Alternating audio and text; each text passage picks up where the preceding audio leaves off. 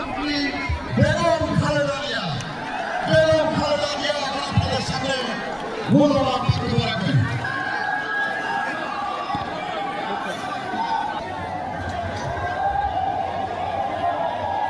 बिस्मिल्लाहिर्रहमानिर्रहीम।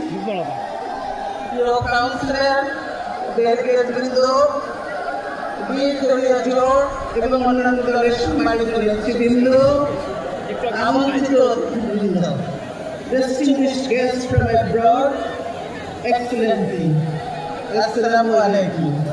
ছেলেরা নষ্ট রাজনীতির আবদ্ধ থেকে বেরিয়ে আসতে না পারলে দেশের ভবিষ্যৎ আরো ঘোর অন্ধকারে ছিনে যাবে। তাই আমরা সংকট নিরসন করে দেশ জাতিকে এগিয়ে নেওয়ার লক্ষ্যে ব্যাপক ভিত্তিক একটি পরিকল্পনা প্রণয়নের জন্য নিজেদের মধ্যে দীর্ঘ আলাপ আলোচনা করেছি।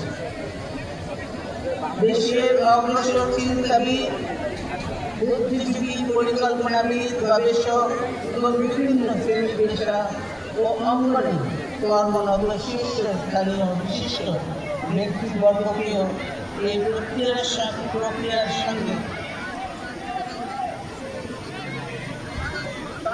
সংশ্লিষ্ট চিন্তা, চেতনা ও আশা আকাঙ্ক্ষাকে ধারণ করে অংশীদারিত্বমূলক ও সামাজিক ও অর্থনৈতিক ন্যায় বিচার সম্পন্ন, জনকল্যাণমূলক, সহিষ্ণু, শান্তিকামী, সমৃদ্ধ সমাজ গড়ে তোলা বিএনপির লক্ষ্য।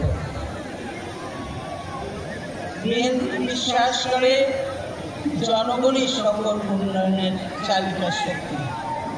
যেসব বাধা জনগণের মেধা, শ্রম, উদ্যোগ ও উৎসাহকে দমিয়ে দেয়, সেগুলোকে দূর করে বিএনপি বাংলাদেশকে একটি সুখী, সমৃদ্ধ, আধুনিক ও আত্মমর্যাদাশীল রাষ্ট্রে পরিণত করবে।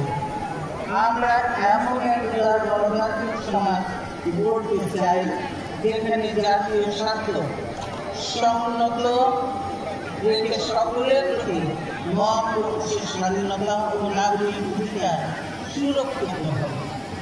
আবার শুভেচ্ছা জানিয়ে, ধন্যবাদ জানিয়ে দেশবাসীকে আমি আমার বক্তব্য শেষ করছি।